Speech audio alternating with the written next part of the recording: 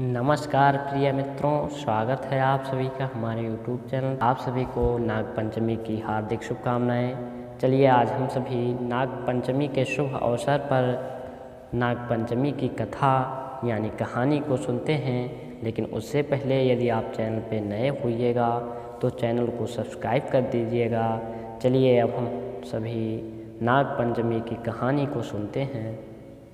एक सेठ के 7 लड़के थे, सातों विवाहित थे। सबसे छोटे लड़की की पत्नी सुशील और बुद्धिमान थी। उसका कोई भाई नहीं था। एक दिन बड़ी बहू सभी को साथ लेकर मिट्टी लाने के लिए गई।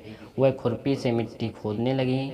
तभी वहाँ एक सांप निकला, जिसे बड़ी बहू खुरपी से मारने लगी। यह देखकर छोटी बहू ने कहा, इसने हमारा क्या बिगाड़ा है, इस बेचारे निरपराध को मत मारो। ये सुनकर बड़ी बहू ने उसे नहीं मारा। सांप एक तरफ जाकर बैठ गया। छोटी बहू ने उससे कहा, हम अभी लौट कर आते हैं, तुम यहीं रुकना, जाना मत। ये कहकर वो सबके साथ घर चली गई और वहाँ कामकाज लगने से भूल गई कि उसने सांप को रोकने को कहा है। दूसरे दिन याद आने पर वहाँ गई तो सांप वही था। वह बोली, मुझे क्षमा करना भैया, मुझसे भूल हो गई। सांप ने कहा, भैया कहा है तो छोड़ देता हूँ। आज से तू मेरी बहन है, जो इच्छा हो मांग लो। उसने कहा, मेरा कोई भाई नहीं था, मुझे भाई मिल गया। कुछ दिन बाद वह सांप मनुष्य का रूप लेकर बहन के घर आया और कहा, मेरी बहन को मेरे साथ भेजो।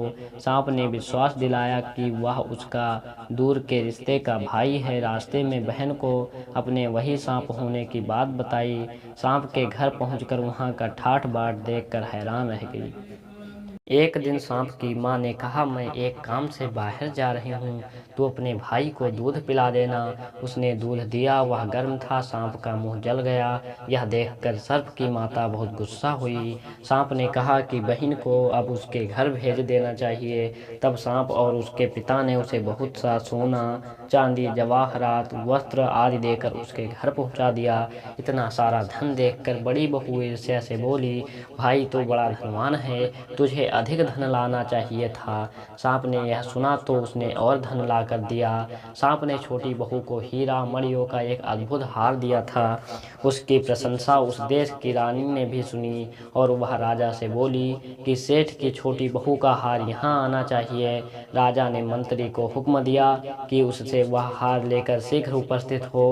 मंत्री ने सेठ जी से जाकर कहा कि महारानी जी छोटी बहू का हार पहनेंगी, वह उसे लेकर मुझे दे दो। सेठ जी ने डर के कारण छोटी बहू से हार मंगा कर दे दिया। छोटी बहू को यह बात बहुत बुरी लगी। उसने अपने भाई को याद किया और आने पर कहा, भैया, रानी ने मेरा हार छीन लिया है। तुम कुछ ऐसा करो कि जब वह हार उसके गले में रहे तब तक के लिए सांप बन जाए, और जब वह मुझे लौटा दे तब हीरों और मणियों का हो जाए। सर्प ने ठीक वैसा ही किया। जैसे ही रानी ने हार पहना वैसे ही वह सांप बन गया। यह देखकर रानी चीख पड़ी और रोने लगी। यह देखकर राजा ने सेठ के पास खबर भेजी कि छोटी बहू को तुरंत भेजो। सेठ जी डरते हुए छोटी बहू को साथ लेकर वहां पहुंचे। राजा ने छोटी बहू से पूछा, तूने क्या जादू किया है, मैं तुम्हें दंड दूंगा। छोटी बहू बोली, राजन क्षमा करें, लेकिन यह हार ही ऐसा है कि मेरे गले में हीरों और मणियों का रहता है और दूसरे के गले में सांप बन जाता है। यह सुनकर राजा ने वह सांप बना हार उसे देकर कहा, अभी पहन कर दिखाओ। छोटी बहू ने जैसे ही उसे पहना तो हार हीरे मणियों का हो गया। यह देखकर राजा को उसकी बात का विश्वास हो गया और उसने प्रसन्न होकर उसे बहुत सी मुद्राएं भी पुरस्कार में दी। छोटी बहू अपने हार और धन सहित घर लौट आई। उसके धन को देखकर बड़ी बहू ने ईर्ष्या के कारण उसके पति से कहा, उसकी पत्नी के पास न जाने कहां से इतना धन आया है। यह सुनकर उसके पति ने अपनी पत्नी को बुलाकर ठीक ठीक बता कि यह धन तुझे कौन देता है। वह अपने भाई सांप को याद करने लगी। तब उसी सांप ने प्रकट होकर कहा, जो मेरी बहन के आचरण पर संदेह करेगा उसे मैं खा लूँगा। यह सुनकर छोटी बहू का पति बहुत प्रसन्न हुआ और उसने सर्प देवता का बड़ा सत्कार किया। उसी दिन से नाग पंचमी का त्यौहार मनाया जाता है और स्त्रियां सर्प को भाई मानकर उसकी पूजा करती हैं।